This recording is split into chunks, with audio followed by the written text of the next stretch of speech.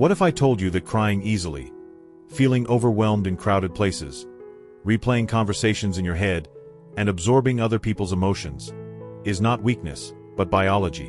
What if your oversensitivity is actually a scientifically recognized trait found in nearly 20% of the population?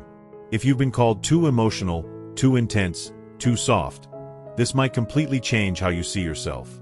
Because today, we're breaking down the real psychology behind why you feel everything so deeply, and why that depth may be your greatest strength. Have you ever felt like your emotional volume is turned up higher than everyone else's? You notice subtle shifts in tone. You sense tension before anyone says a word. Conflict lingers in your body long after it ends. Loud environments drain you. And sometimes you cry, not because you're fragile, but because you feel intensely. Psychology has a name for this. In the 1990s, psychologist Elaine Aron introduced the concept of the highly sensitive person, often abbreviated as HSP. Her research suggests that approximately 15 to 20% of the population has a nervous system that processes sensory and emotional information more deeply than average. This is not a disorder. It is not a diagnosis. It is a temperament trait, and it is rooted in biology. Highly sensitive individuals show greater responsiveness in brain regions associated with empathy, awareness, and emotional processing. Brain imaging studies have found stronger activation in areas linked to empathy and mirror neuron systems, the networks that help us understand and internalize the emotions of others. In simple terms, your brain does not skim experiences. It processes them thoroughly. Researchers often describe high sensitivity using the acronym DOES. Depth of processing. You reflect deeply and analyze meaning. Overstimulation. Too much noise, activity, or social interaction overwhelms your nervous system. Emotional reactivity and empathy. You feel emotions strongly, both yours and other people's. Sensitivity to subtleties. You notice details and shifts that others miss. From an evolutionary perspective, this trait likely served a survival function. In many species, including humans, a minority of individuals are more cautious, observant, and attuned to environmental and social cues. These individuals often detect risk early and interpret complex social dynamics. But in modern culture, where emotional toughness and constant productivity are praised, sensitivity is often misunderstood. If you grew up hearing, "Stop crying, don't be dramatic," or "You're too sensitive," you may have internalized shame about your temperament. Over time, that shame can lead to anxiety, emotional suppression, or withdrawal. But here is the critical distinction. High sensitivity is not emotional instability. It is heightened nervous system responsiveness. When unsupported, it can feel like overwhelm. When understood, it becomes emotional intelligence. Highly sensitive individuals often demonstrate strong empathy, creativity, intuition, and moral awareness.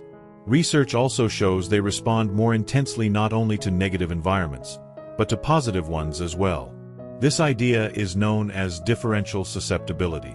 In other words, sensitive individuals are more affected by their environment, for better and for worse.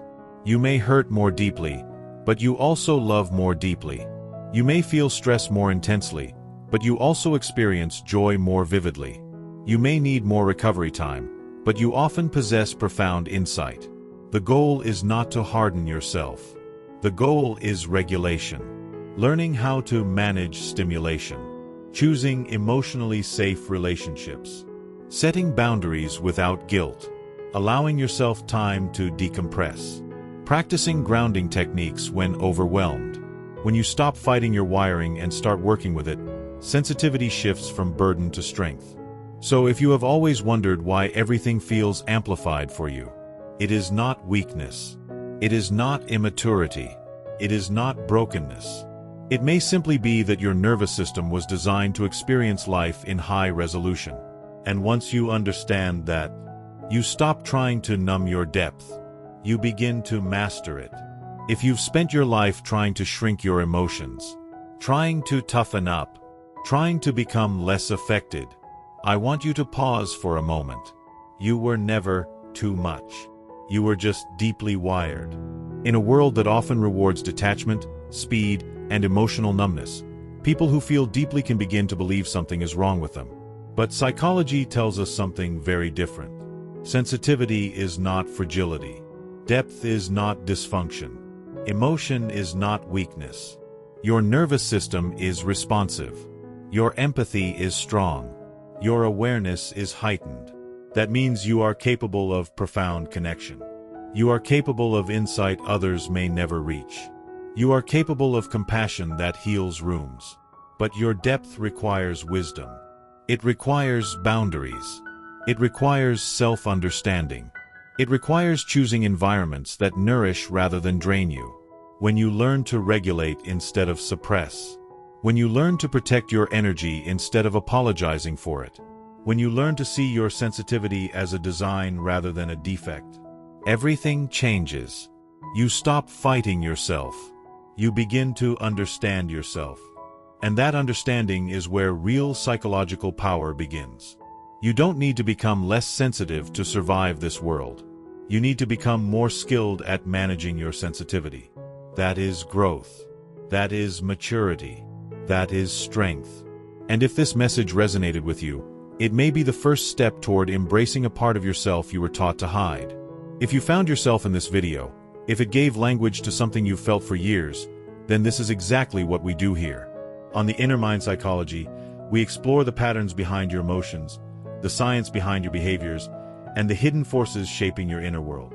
We talk about overthinking, emotional depth, trauma responses, attachment patterns, self-awareness, and the psychology of becoming mentally stronger without losing your softness.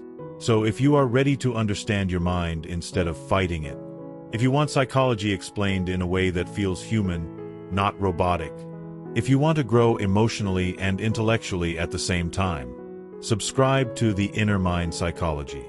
And if this video spoke to you, leave a comment that says, "I feel deeply." Let's normalize depth. Let's normalize awareness. Let's build a community of people who are not afraid of their own minds. I'll see you in the next video.